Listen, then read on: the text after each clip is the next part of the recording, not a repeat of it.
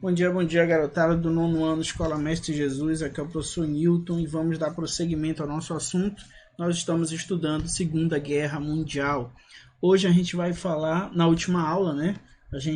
Vamos fazer uma breve revisão para que a gente possa continuar o nosso raciocínio da aula de hoje, certo? Gente, na última aula a gente começou a falar sobre a deflagração do conflito, ou seja, o início do conflito. Nós já vimos que entre as causas do conflito nós tínhamos o expansionismo da Alemanha, da Itália, do próprio Japão, certo? E também a ideia de revanchismo. A Alemanha esperava uma revanche com relação aí da volta por cima em relação a como teria terminado a Primeira Guerra Mundial. A Itália também se sentia atraída e também queria uma oportunidade aí de dar a volta por cima. E esses países, alguns, né, tinham pensamentos diferentes sobre como promover a paz na Europa. A Liga das Nações não dava condições para essa promoção da paz, então eles estavam próximos de um novo conflito de proporções internacionais, né, digamos assim, na verdade proporções mundiais, como foi o caso, certo?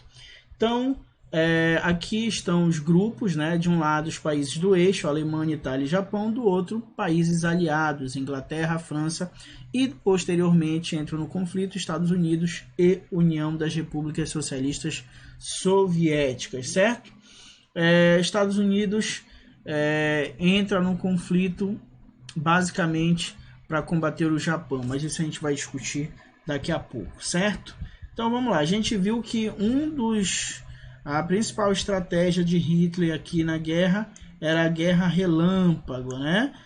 Primeiramente vinham os aviões, bombardeavam o local, depois vinham por terra os carros, os tanques e por último os soldados.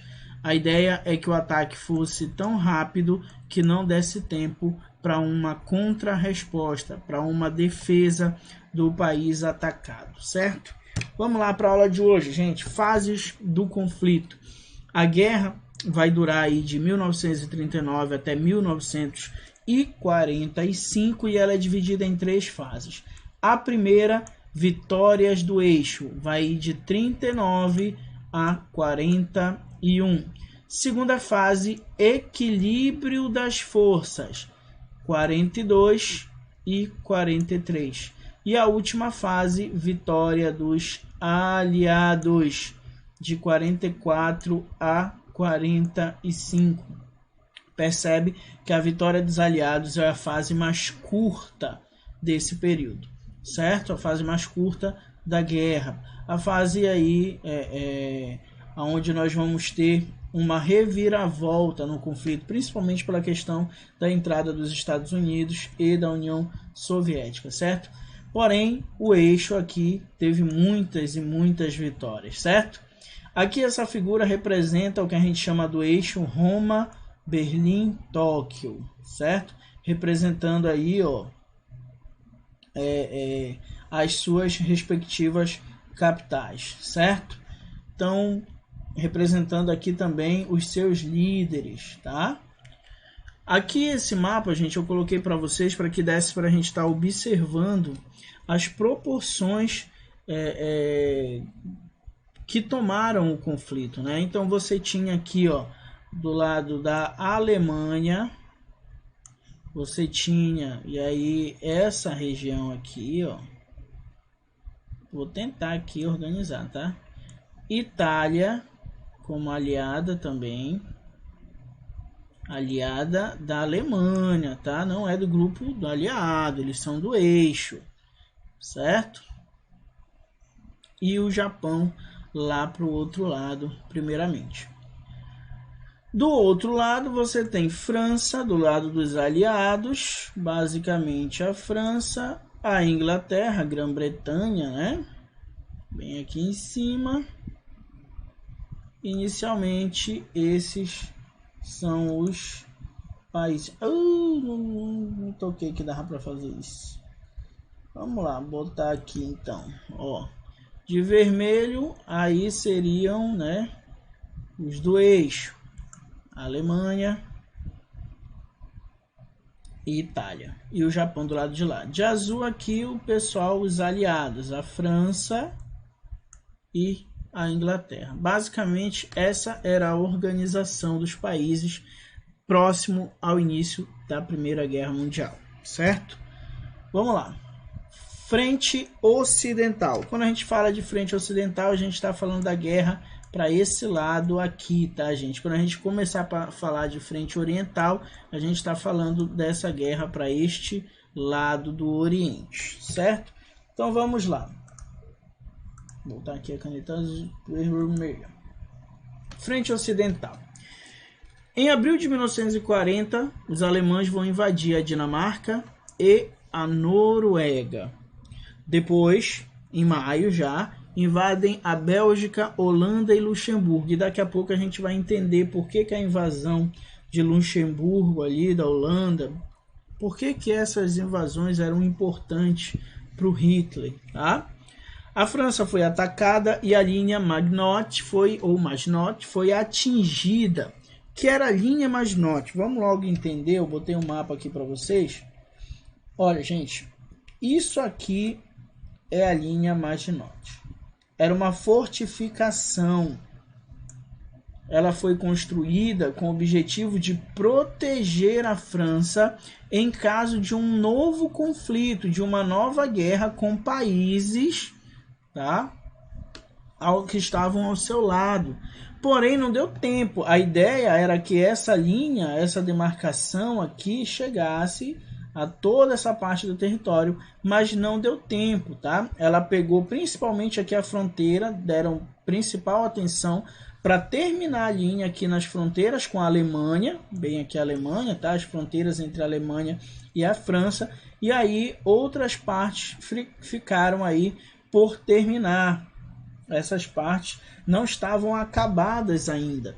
Lembra que eu falei que seria importante aí quando a Alemanha invade Luxemburgo e quando a Alemanha invade Holanda, quando a Alemanha invade a Bélgica, porque esses países estavam entre eles, os alemães e os franceses.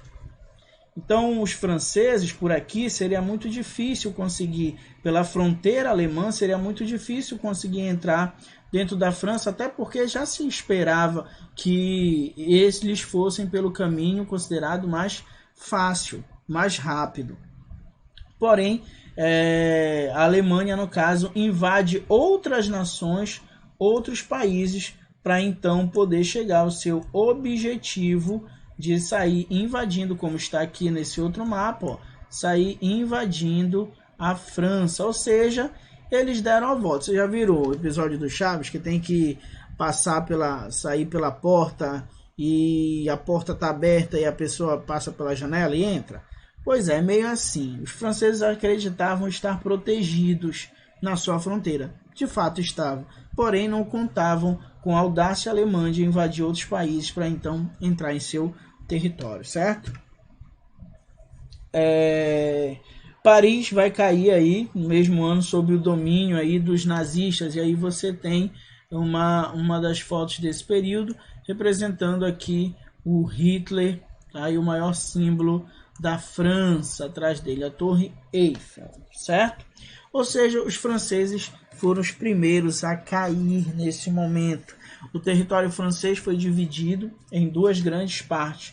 Um lado da França estava ocupado pelos alemães, o outro lado pelos franceses, aonde tinha um governo que era colaborador dos nazistas. De fato, a França havia caído e não tinha muito o que fazer. A França estava fora do combate, estava fora da guerra, certo? A Inglaterra, por outro lado, continuava mantendo suas defesas, fornecia exército para os aliados e tentava se manter dentro do conflito. E aí que Hitler vai ter a brilhante ideia de criar uma operação chamada Leão do Mar. O objetivo dessa operação era desembarcar às margens da Inglaterra enquanto aviões estavam bombardeando e assim invadir e tomar posse da Grã-Bretanha. Porém, apesar de ter perdido muitas pessoas, os ingleses conseguiram vencer o conflito essa parte, né?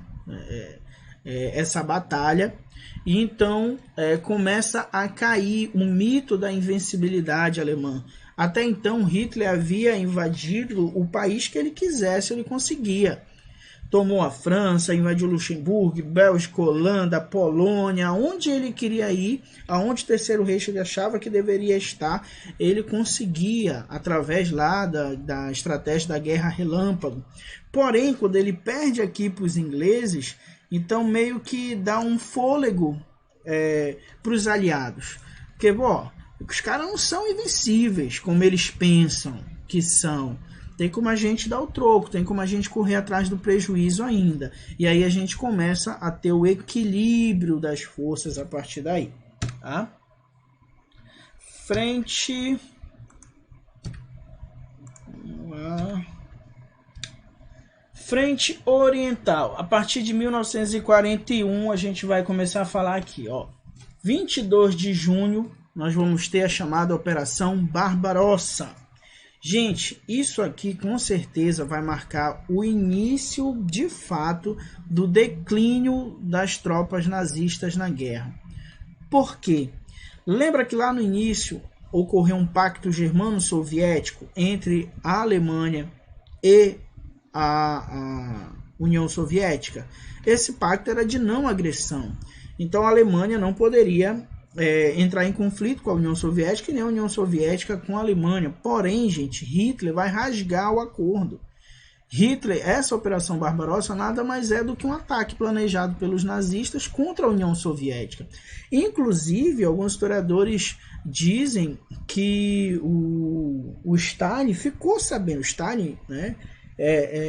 ficou sabendo que a Alemanha tentava aí trair o pacto germano-soviético, porém ele preferiu acreditar no Hitler e vai pagar caro, inclusive, certo? E aí a Alemanha invade a União Soviética, porém ganha algumas batalhas por ali, porém Hitler acreditava que o seu exército conseguiria facilmente derrotar os soviéticos, né?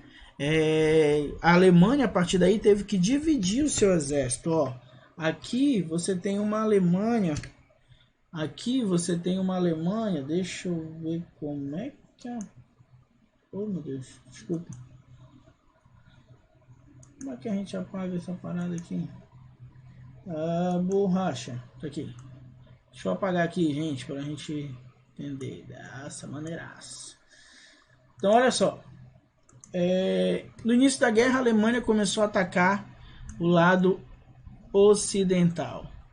A partir aqui da Operação Barbarossa, ela agora tem que se voltar para o lado oriental. Lembrando que a Polônia já havia caído, tá, gente? República Tcheca, isso aqui já tinha caído. Então agora o exército alemão precisa se dividir em duas frentes de batalha. Uma para o lado da Rússia e outra para conter ainda aqui os aliados do lado ocidental. Ou seja, o exército agora precisa ser dividido para que Hitler possa combater nessas duas localidades, certo?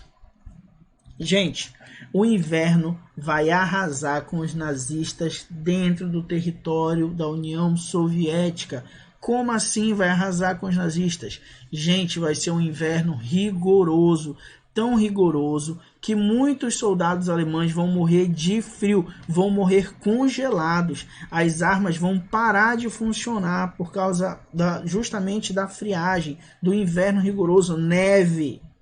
Como eu disse, Hitler acreditava que eles rapidamente tomariam a União Soviética, então não chegaria até o inverno. Porém, as batalhas se perduraram. A União Soviética era um território gigantesco. E aí os soldados acabaram indo despreparados para tanto tempo e muito mais ainda despreparados para enfrentar um inverno rigoroso como o da Rússia. E isso vai de forma, como é que a gente pode dizer? Isso aí vai representar as primeiras derrotas da Alemanha para os soviéticos, certo? Por outro lado, o que mais está acontecendo aí na frente oriental? Você tem um embate entre os Estados Unidos e o Japão. Estados Unidos estão ligados que o Japão está do lado aí do eixo, está do lado da Alemanha e da Itália. Então os Estados Unidos decide, interromper venda de petróleo para o Japão. O Japão fica loucão, né? Fica estressadíssimo e decide dar um contragolpe. Qual foi o contragolpe? A gente pega aviões e a gente vai lá na América bombardear os Estados Unidos? Não. Eles vão atacar a principal base militar norte-americana, chamada Pearl Harbor. Inclusive tem filmes, tá? Se vocês quiserem aí entrar um pouco mais no assunto, existem filmes bons, inclusive, que representam esse ataque, né? Os kamikazes, eles usaram os aviões e depois que as munições dos aviões acabaram, eles utilizaram os aviões como arma, eram suicidas, né? Atiravam o próprio avião contra as embarcações norte-americanas, contra as construções da base militar norte-americana. E aí, depois desse ataque, o presidente Roosevelt, o mesmo presidente lá, responsável por dar um novo encaminhamento aí para a economia norte-americana depois da crise de 29, ele vai declarar guerra contra os países do eixo. Principalmente a ideia dos Estados Unidos era dar um troco no Japão pelo atentado que havia feito, né? Então, a partir daí, os Estados Unidos de fato entram na Segunda Guerra Mundial. Esses fatores todos vão começar a influenciar diretamente na forma com que o conflito irá terminar, certo? Gente, por hoje é isso. Espero que vocês tenham entendido. Fiquem com Deus.